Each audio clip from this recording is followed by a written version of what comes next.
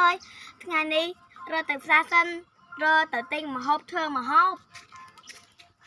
វិញសុំរ៉ាទីរ៉ាអូនឈ្មោះកូនមីងហើយមិនដឹងបាយទឹកនៅណាសោះក្មេងនោះពិតជាគួរអាណិតណាស់ហើយទៅផ្សារទិញម្ហូបសិនវិញសុំរ៉ាទីរ៉ាមកមីងហើយយើងមិនអោយទេក្មេងឯងតែគ្រាន់ណាស់មីងហើយក្មេងនេះ